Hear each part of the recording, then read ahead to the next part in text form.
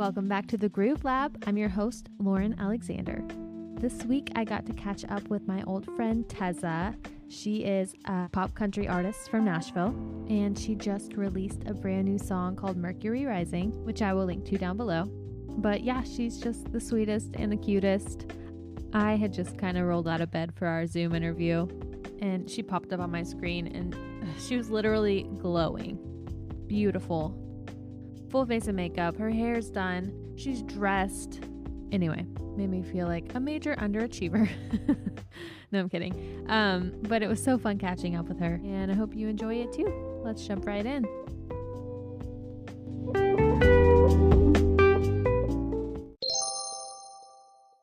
Yay! How are you? How are you? It's been such a long time. Way too long. It weirdly feels like it has been, but also hasn't. Yeah, for sure. Well, what's up? How have you been?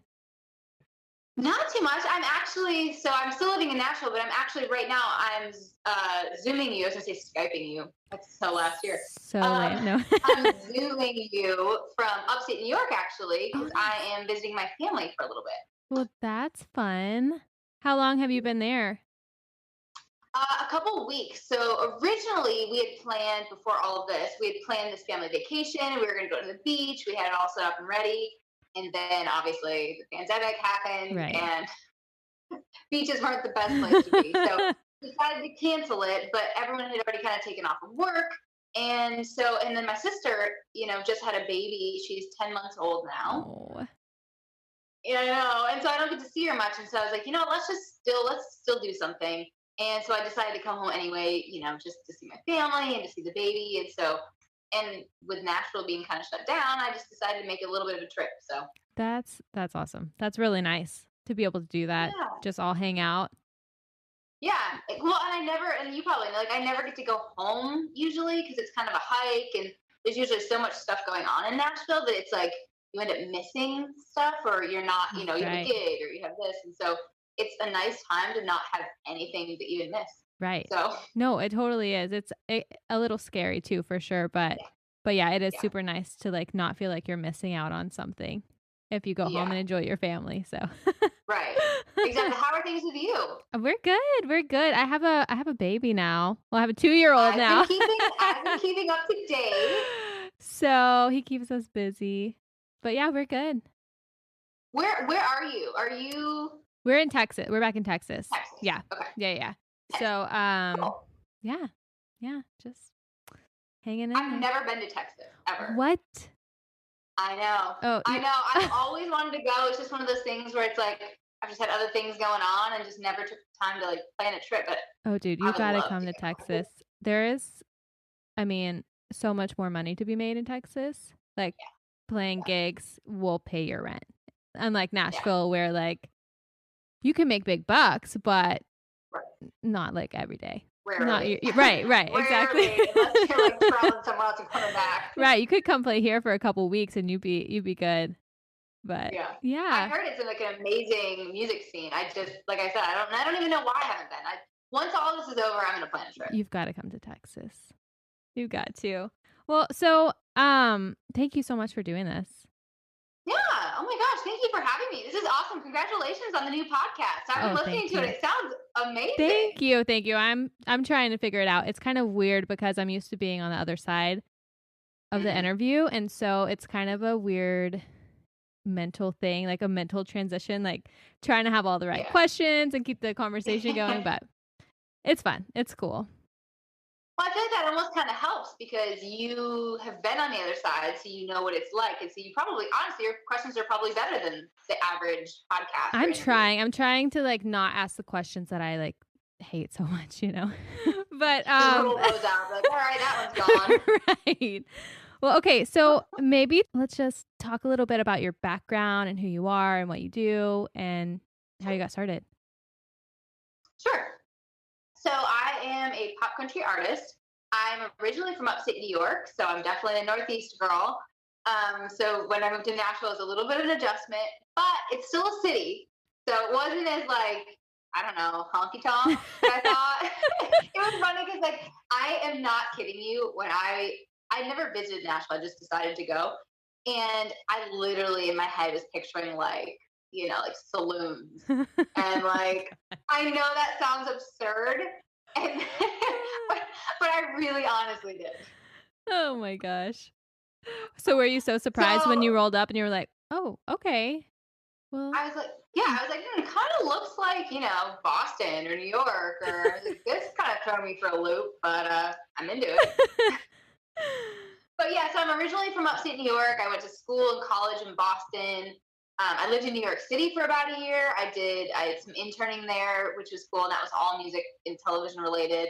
That's cool. And I always loved country music, and so I just always knew that Nashville was where I wanted to end up. So it was kind of an easy call for me, and I just packed up and moved, and I've been there for about 5 years, and I love it. I don't see myself going anywhere else. Yeah. Well, that's cool. So, you just recently released a new single, which so cool. Be the Mercury Rising. So cool. Yeah. So it's called Mercury Rising. Tell me about that song. Mercury Rising. So that song I released, gosh, what, 3 days ago? Yeah. I don't even know. It's like a blur. Honestly, it's been such a long time coming. So I had recorded these songs, God, a year ago, and I had them all together, and I had it all ready, and I had this big release plan, and I released the first one, and that one was amazing. I mean, we hit 500,000 streams in 6 months, which is crazy and nothing that I ever expected. And then the CMT ended up featuring it, and it was just like, I put it out just hoping that everyone would love it. I really didn't have expectations, and so that was incredible. And so I really had this plan for Mercury Rising to come out a lot sooner. But then the pandemic and the riots and the world ended.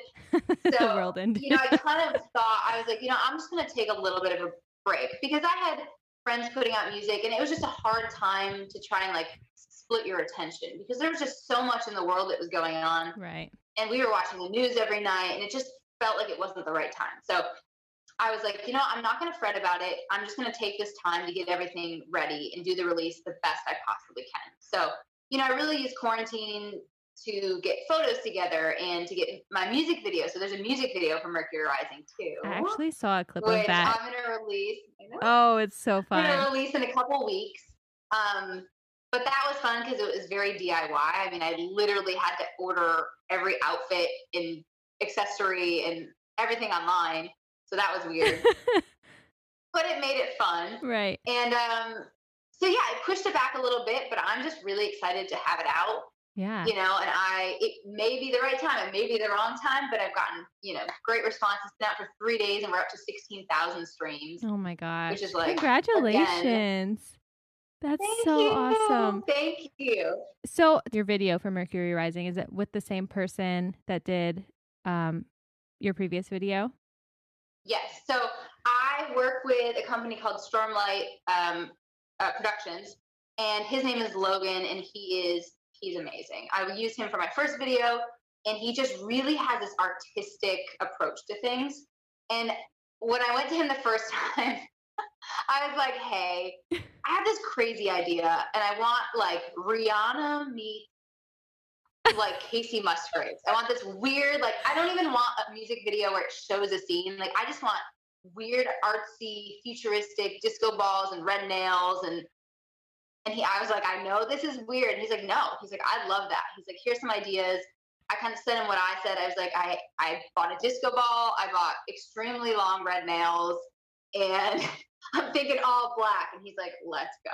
That's so nice when someone's on board. Yeah, he did some really cool stuff. And I mean, so we really vibe. And so for this one, I was like, let's do the same thing. It was obviously a little different because of quarantine. So it was really just, him and a bunch of stuff I ordered off of Amazon, including spacesuits. So cool. Yeah. So, but I'm really excited about it. I really like watching, artsy, vibey, almost like a fashion ad meets a music video. Yeah. So that's kind of the approach that we took.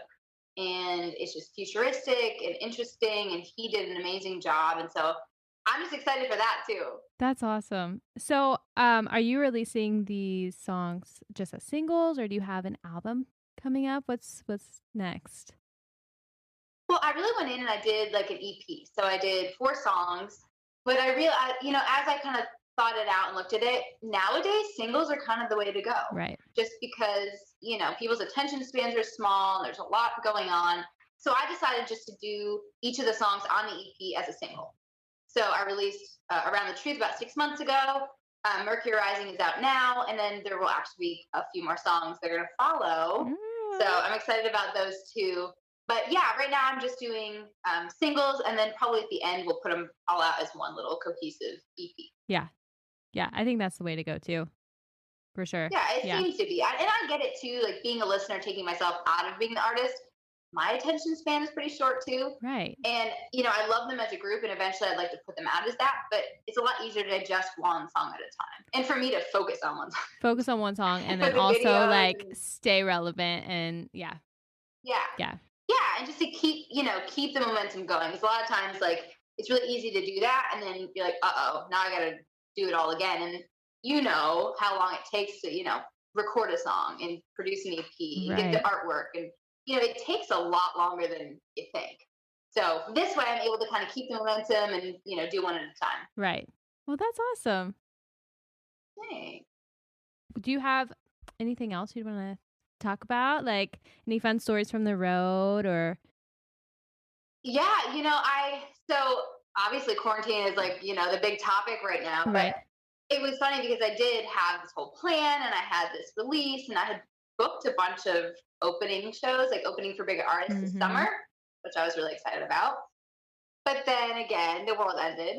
And so obviously all of those shows now have been canceled or rescheduled, So that was definitely an adjustment period where I had this whole plan of being on the road and playing and touring and, doing all of this kind of stuff. And the world kind of just paused. And so it's definitely been a weird thing. And I know you probably feel the same way. And I have a bunch of friends that are artists that had to cancel their whole tour, which is crazy because, for a lot of people, for me and for you, and even some of my friends that are even bigger, more established artists than I am, that's their livelihood. Right. If you're not playing, it's what else do you do? Right. It's hard to not be looking towards the future of let's book some shows. How am I going to pay my rent? So it is. Yeah. Well, and the same thing I've seen too is a lot of my friends are not just artists, but some of them are just players, studio session guys, live touring players. And the thing with them is it's the same thing. It's not just as an artist, but those people rely on you as well. Right. So if you're not playing, they're not making a living either. And so there's just this weird spiral of everyone just kind of trying to figure it out right now. Yeah. And so it's been weird, but it also, I think, has opened it up and given people a lot of opportunity as far as being creative, writing songs, and doing DIY music videos. Right. The dazzling spacesuits. No, that's so true. That's so true. And that is nice. But, it is what it is, and it could be a lot worse. And my whole hope is that 2021 comes, and that's going to be, the year to beat. Right. Yeah, because I can't think of a time that I've ever, even after I had Rhodes, I had a show 2 months after he was born. I've never not been doing something and been playing. And as much as it sucks right now, it is kind of a good thing. I really think it's a good time for us all to reset and figure out where our priorities are. You visiting your family. I'm sure you're going to want to make that happen, especially with a new, you have a niece, right? Yeah. Mm-hmm. Yeah. Niece. So. Yeah. And the thing is that's the one downside of being a musician is you do play and you are going all the time. So I do miss a lot of, her growing up. The last time I saw her, she was 4 months old. And between 4 and almost a year, that's, 0 to 1 for a baby is oh my gosh, every time I see her, it's a different human being. Yeah. Yeah. So how old is your little one? He's 2.5. Oh, he's 2.5 already? Yes. I know. I know. It's insane. Oh, it feels like yesterday. It really does, but also it doesn't. Does he gravitate towards music? He does. He comes everywhere with us. If we play a show, he's there. If we're in the studio, he's there. If we're practicing, he's there. He's usually with me when I record this podcast. He's going to be a little prodigy. I hope so. He kind of doesn't have a choice but to love music because, that's kind of all he knows. But well, that's that's nice though, because I always wonder, because you hear some people that grow up around music love it because their parents do it and they're around it and that's all they know, and so they fall in love with it. Yeah. But then you also hear these stories of kids that grew up around music that kind of resent it because, it's this fine line. It definitely is. It definitely is. I mean, and I could be like a total stage mom and be like, practice your instrument. But I mean, I don't think that I would ever be like that. No, I don't see you guys doing that at all. But it seems like with him, it's like he's just around it because you guys are. And if he decides he wants to do it, you encourage it. And if he says, Mom, I hate this, I don't want to do it, then you're like, okay. Dude, if he wants to be a doctor, like, I'm all for that, Yeah. Honestly, it's probably easier. I mean, not easier, but it pays better. Pays better for sure. We all need doctors. Right. Well, is there anything else? Maybe talk about where people can find you. So I'm pretty much everywhere right now. So all of my social media is at the.TEZZA. So you can find me on Instagram or Facebook or Twitter or YouTube. The music videos, once they're up, I do put onto my YouTube channel. And those are TEZZA Music, and you can find all of the music videos there, especially this one once it's up. Right now, with everything that's going on, my Facebook is being a little, but it should be back up in a few days. Everything's just been a little crazy with quarantine. Yeah. But I'm pretty much everywhere, and my music is literally everywhere too. So Spotify, iTunes, Apple Music, Amazon Music, it's all under TEZZA. And it's Around the Truth and Mercury Rising are the two singles that I have out right now. And I've been asking all my friends and family, and with Spotify, it's really important to follow an artist and then to add your song to their playlist. Right. So playlist ads are a really big thing. And so I've been asking all my friends and family, if you like the song, go ahead and, like it and make sure to add it to a playlist because every single one helps. Yeah, it totally does. People don't realize that, but it totally does help. Oh my gosh. I never realized. So Around the Truth, which is the one I released about 6 months ago, was actually the first song I ever released, like in my entire life. Oh, really? Oh, I didn't know that. Oh my God. I'd never released anything before. And it's one of those things where you kind of regret waiting so long, but at the same time, like, I really wanted to release music that was like so me. Like I wanted to put it out and say, this is exactly who I am, what I sound like. The videos reflect what I like. And so that was the first song that I put out. And I just, I didn't know that much about releasing music, to be honest. Yeah. Like, that was one thing that, I felt really comfortable in performing and songwriting and all these different facets. But releasing music was so intimidating to me because I knew nothing about it. I'd never done it before. I didn't really have anyone to ask. And so, what I had done was I just decided, okay, I'm going to focus on one thing because it can be overwhelming. So I focused on Spotify, and I decided I'm just going to read and watch every article and interview and, statistic and write up in Billboard. So I really just tried to learn as much as I possibly could before I did the first one. So that was great because I had one to learn. And so with this one, it's made it a little bit easier. Right. It's like one less thing I have to, I've already done it once. So right now I'm able to kind of just sit back a little more. It's still a lot of work, but at least I know what I'm doing with this one. Right. Because it is a whole new world. It's my gosh. Crazy. And there's just so much to it. Even Spotify itself, there's so many aspects to it. Yeah. With the pre-saves and the ads and the likes and the playlisting that, as an independent artist, not just me, but everybody, it's like, it can be overwhelming.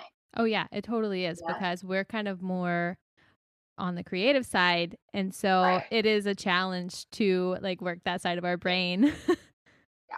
Well, yeah. And that's kind of what I realized by doing all this is that as much as music is art and it's something I love and it's a passion, to be a successful artist, it's also a business. Right. It's like you have to build your music, but you have to build your fans and your brand and, your look and your artistry. And so there's just so many facets to it. Right. Which honestly, when you look at it like that, it makes it a little more easy to digest. Like, okay, it is a business, which means I do have to post more often and I do have to, create more music. And it made it a little bit easier for me to wrap my head around. Right. That makes sense. Right. No, totally. Speaking of, I just was thinking when you said that was your first release, I have been releasing music. Actually, I'll be right back. Hold on. Yeah. I saw this morning It cracked me up. So I've been releasing music since I was like 12 years old. And I found this CD. It just haunts me. Let's see if I can. This is my first CD, 12-year-old Lauren. It's so embarrassing. Ooh, the back is sultry. Right? So yeah, I'm trying to like find all these CDs and burn them. No, I'm just kidding. But that is nice that you can like start from scratch and not have things like this like in your back. See, but at the same time, I feel like you learned so much from it. Right, right. I think people learn in very different ways. I wish I had started earlier, but now that I have it, I'm like, okay, now I'm glad I did it this way. Right. But I feel like sometimes the way to do it is by just jumping in and doing it. Yeah. 12 years old, you put music out. That is so impressive. I did. I wrote a song about my little sister, and I wrote a song about my first boyfriend. It was so serious. Ooh, steamy. Super. Oh, it's a little embarrassing, honestly. You can look back and kind of be like, wow, look at how far I've come. Right. You know? Right. No, yeah, totally. But. And for a 12-year-old to have that much confidence to not only write her own song, to put a CD out and sell them. Like, who are you? I'm just thinking about, so this is my first one. I have a second one that I released when I was in middle school. Yeah. And it's just embarrassing, honestly. Like, let's be honest. Like, oh God. Like now that I'm married, now that I'm grown up, which sounds weird, like now that I'm a grown up, but writing songs about like, oh, my first boyfriend, he got a truck and like he ran off with the high school beauty queen. It's just, oh God, it's just mortifying. But anyway, I saw that and you said that and that just made me think of it. I love it. I think those are the kind of things where I always look at it like this. It might be embarrassing now, but think about when you're like 80 years old and you're sitting down with your grandkids and you're going to explain your life. You know, right. When I was 12, I put it, even though it's embarrassing in the moment, at the end of the day, it's just a really cool story. For what a cool life you've lived even so far, and you're still so young. So. Right.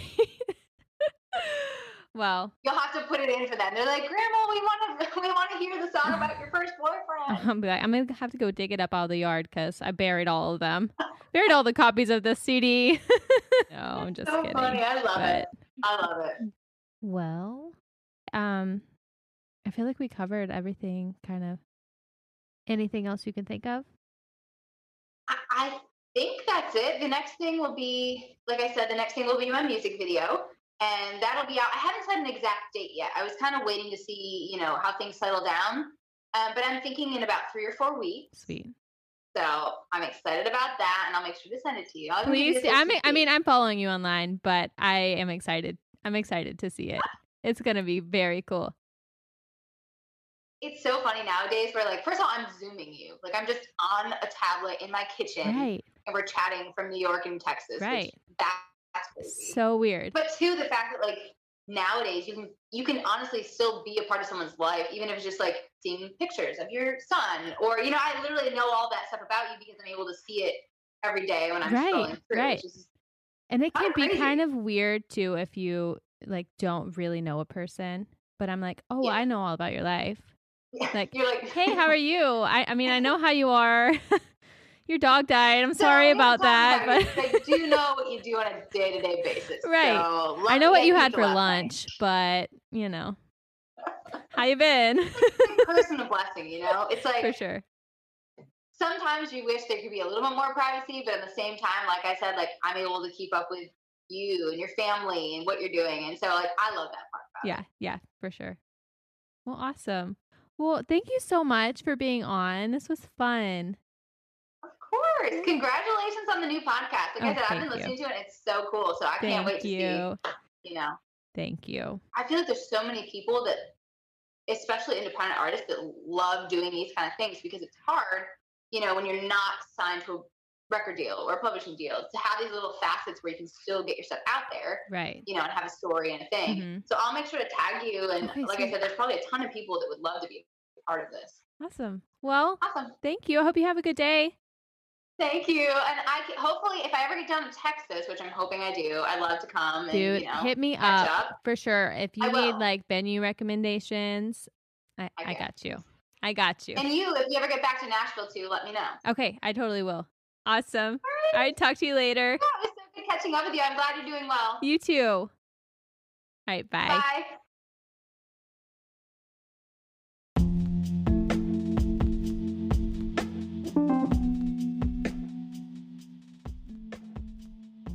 Thanks so much for listening. Be sure to click the follow button on Spotify and subscribe on Apple Podcasts. You do not want to miss the interviews I've got coming up for you. Lots of fun stuff. And today we are doing our first ever Groove Lab Song of the Week. I'm here with my drummer and friend, Jeff Odom. Hey, what's up? So the song we chose this week, we got tons of submissions for this Song of the Week. Tons. So many, and me and Jeff looked through all of them. We listened to all of them, and this week's pick is a song called California by Top House. Top House. I looked them up, Lauren. Yeah.